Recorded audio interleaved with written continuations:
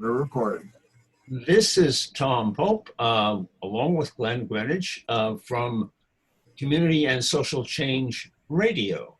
And the topic for today actually comes about because of Bernie's wins over the past several weeks, prompting a lot of people to question, will America understand a socialist?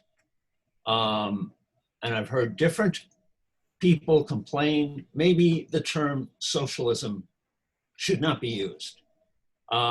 Everyone is going to think Stalin killing millions of people. On the other side of the coin, we have socialism for the very wealthy, and we have rugged individualism for the average person. So socialism is an embracement of the community. Well, Which is right.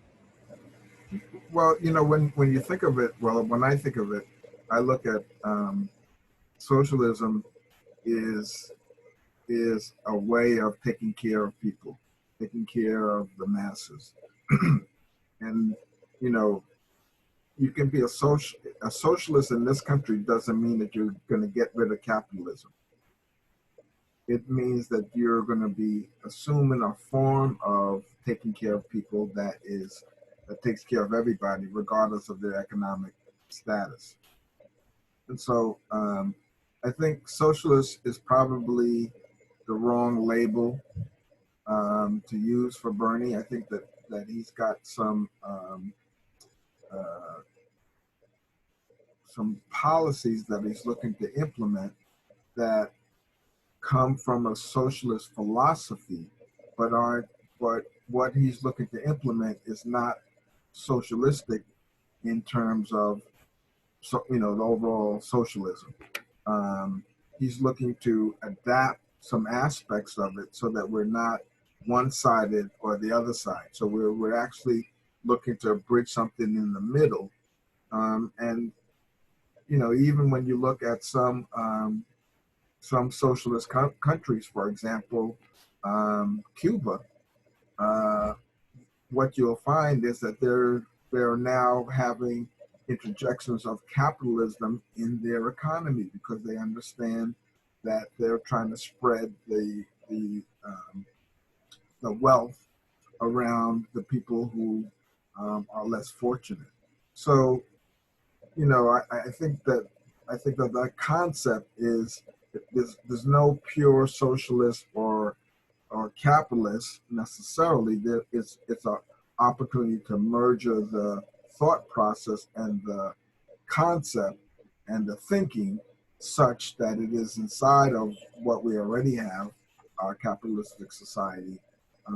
However, it's modifying some of those things to even the playing field. I wonder if we have a choice. Do we change the label just because people can't understand socialism, or do we educate people to see what socialism is? And when you mention Cuba, yes, we have a society there that does have a socialism for many of the poor people, but we still have an elite, which is not part of socialism. Now, the average American might not see the difference and might think that you have elites in socialist countries. That's not the ideal of socialism. But do we explain that to people and keep the label? Or do we drop the label and say, well, this is the common perception, so we have to be afraid of using that label? Well, I'm always for education. And you've got, for me, socialism is a trigger word that's closely associated with communism. And we, as a country, have not ever separated the two. So I think that because one begets the other in a lot of people's mind, trying to uncouple that conversation is a huge conversation to tackle when when maybe if we use a different word to let people know that we're leveling the playing field and are up to providing facilities and services to people who right now aren't able to get them because of their social economic status.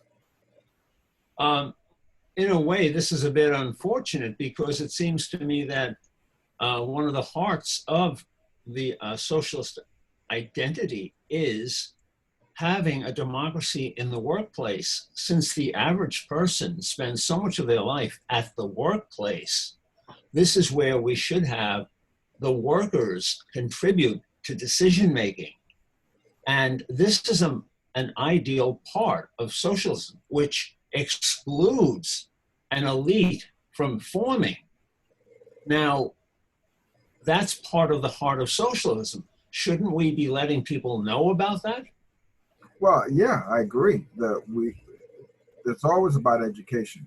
And I think that anytime that you are looking to move forward, um, educating yourself on what is reality and what is perception and what is myth um, gets gets highlighted and illuminated in a way that you can begin to distinguish it. But we as a country have not distinguished it, um, and what we're posed with right now is inside of this conversation uh, of, um, of Bernie Sanders is this label called socialism and socialist. And I'm not sure that we've got enough time to uncouple the, what there is to be uncoupled to distinguish. And really what we need to do is distinguish all three. Understand that there are no pure capitalists, there are no pure socialists, and there are no pure communists. And not that communists are such a bad, run away. We understand that people's rights are challenged in those particular situations, and we're not, at least you or I are not saying that we want to go to that extreme, but we want to be able to explore some things that would make a difference, that would actually make this country a little bit more amicable to services and health benefits and workers' rights and so forth. Um, it is interesting. I think we have a lot of misperceptions. Um, the classic is the labeling of Russia with the Soviet era as being communistic when it really wasn't communistic. It was a dictatorship. If we wanted to really talk about communism, the closest model might have been the state in India, Kerala. Since 47, the local government in Kerala had a communist mentality, which was to include a lot of participation from villages in decision making. It produced a lower death rate, higher education, and more housing for people than other states in the immediate area, all because of this community coming together. But you're right, we have a problem with unlocking this and explaining all of this to the American public, especially when so much of the public is given a different point of view by mass media. You're absolutely right. I think that is the crux of it, is that you're being bombarded with this context called socialist is bad.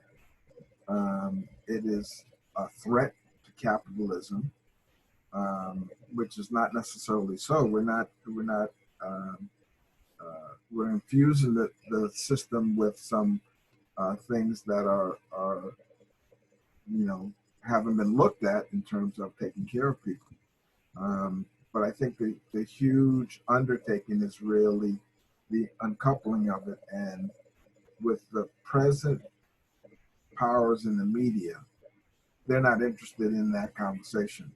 And it's a lot easier just to put a label and run with it and vilify that label than it is to uncouple and distinguish what really is being said and what's being asked for by the common person. Closing thoughts?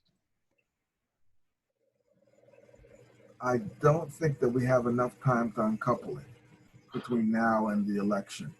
And so I would say that labeling him as a socialist is a way of vilifying him and his political position, and quite frankly, it doesn't give people the real opportunity to listen and to hear what it is that he wants to get done and how to implement that inside of a capitalistic society. Well, once again, this is Community and Social Change Radio. If you like what you hear, contact us. Very good.